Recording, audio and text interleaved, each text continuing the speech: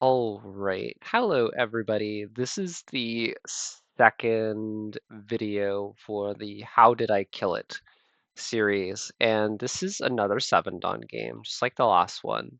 I was going to go with the 3-dan one today, but I decided that it would be best if I just did another 7-dan one, especially since we've got this kind of very massive kill here in the middle of the board. And I kind of want to show you guys how I achieved that, especially because in this game, it was through splitting two groups. Um, and so we go back here to move 79. And we can see at this point that he's not quite dead yet. White can Atari here, and it's basically alive. But White had made the judgment that they wouldn't be able to win unless they invaded the bottom of the board. And at this point of the game, White is actually leading by about 2 points. And my goal playing Black was to reduce the top side because I felt it was a little too large. At this point, I had no intention of killing this group. Was not quite sure if I was going to be able to cut that off later. So right now I'm not looking to kill it, I'm just looking to invade the top side.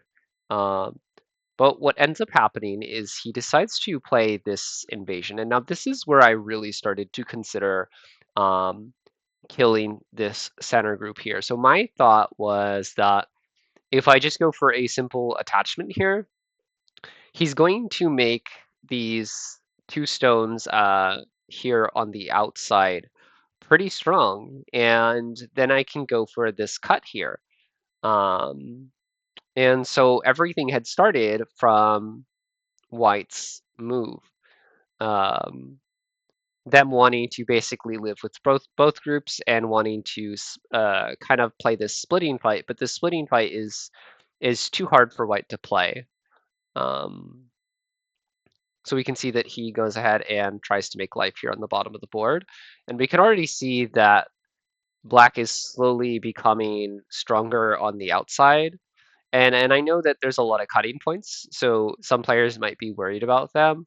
But I, at this point, am aware that as long as I fix my cutting points, he's going to have to come back and make life. And we'll get to see that as well. So we can see White makes Tiger's Mouth, make sure that they're not going to die. And now I have to cover this cutting point here. I have to cover it in one way or another. I either have to cover it through a Tiger Mouth of my own, or I can play here. Because we can see if I play somewhere else, White gets this Atari here, and White lives really easily. And another really big issue that we could run into here is that White can play here, Black Ataris, White goes down to capture the stone, and now Black has to add another move here to basically not get captured, which allows White to come back and connect up. And this is too easy for Black. We definitely don't want. It's too easy for White. We don't want to allow White to live there simply. And we know that my goal is to kill this center group. Right now, I'm just allowing my opponent in the most simplistic way to make living shape, and that's exactly what happens. So we can see he pushes, I push, again, gaining strength in this direction. My opponent comes here. Now, I did consider at this point trying to play something like this, but I think this is very greedy. Um, and one of the big reasons that we could say it's greedy is because if White pushes here, uh, Black actually can't block here like this because White can just play this Atari, or not Atari, but this move here, which sets up an Atari on these Blackstones here.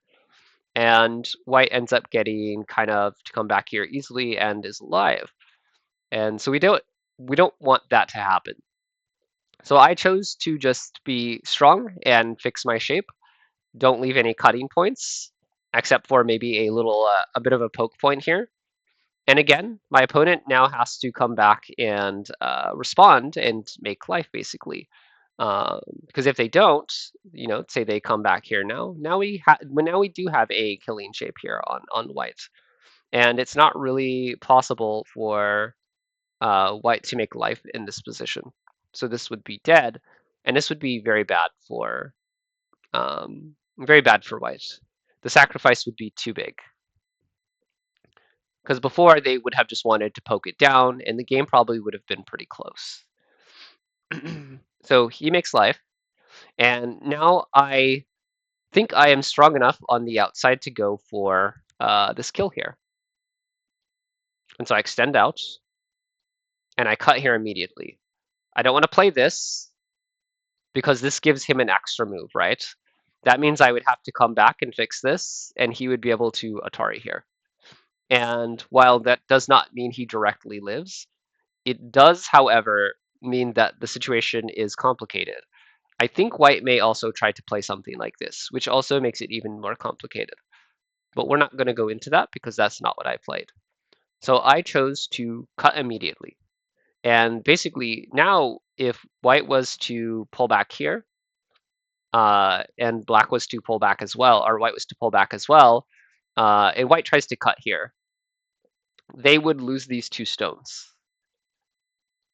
And if we do try to play this cutting point immediately, it doesn't really change the situation because we can still go back to this. And I know what some people might be thinking, why doesn't white just Atari here first? And that's because those two stones don't matter. They don't really contribute to the life of this white group here. So I don't have to go back and take this stone, and I just get to fix. So white plays the Atari immediately on the outside to try and make life. And here they try to attempt some stuff. I'm not quite sure what the best way was to fix here, but I decided that instead of making my opponent stronger, it would probably be worth it to just play the Atari here and allow them to have a little bit extra on the outside. And here, I think my opponent was a little detached from the situation. I was very surprised they just randomly played up here. I think they were trying to cover the cutting point here, um, and trying to get Sente. I'm not quite sure why they played up here. It was very random. I'm not going to say that they were dead if they had just played directly, or I'm not going to say they were just alive if they had directly come back and fixed in some way. I think it's still really hard, but it definitely made this a little easier for me to kill. I was still confident in the kill otherwise, though. And so I directly poked at where my opponent would generally make their first eye shape.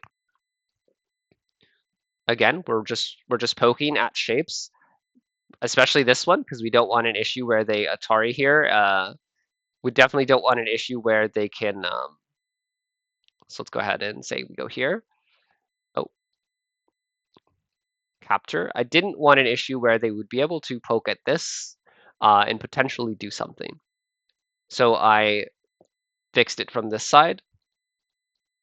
And at this point, I think the only thing that I was worried about is if white had maybe tried to play something like this. But my thought was that in the game or during the game, I would just be able to trade off a little bit and squeak through like this. And I still felt this was comfortable for me. At least that is my thought during the game. But when I looked at it with AI, it was difficult, basically, but still very favorable for me. And so I'm poking at the shape again, very strong shape, poking it, saying, hey, I don't want you to create um, any shape like this. And we're getting set up for some tiger mouths, protecting cutting points in multiple ways. And this also fixes the issue that I was having with E12. So that's nice. My opponent tries to make the eye. And I thought this was a little tricky here. I almost misread this during the game. My opponent was looking to basically play this cut through here. And if I had played this way, I would then have to... Oh, I guess I don't have to. Never mind. So I thought that maybe my opponent could play this way, but I can also remove the eye this way like this. And so in the game, I had actually decided to play this one because I was worried about the other variation. But in this variation, I also get to remove its eye in similar fashion. And so in the end, he continues to try to make life, but there's not really a lot that he can do. Um, and in the end, he resigns and he dies in the center of the board. Um, yeah, I was pretty happy about the win. So yeah. And I hope you guys like the new layout. Hopefully it's not as bright as the pink. And yeah, well, if you liked the video, please subscribe and like the video. It helps a lot. It helps the channel grow. And I want to keep doing this. So yeah, have a wonderful day, everybody, and hope to see you next time.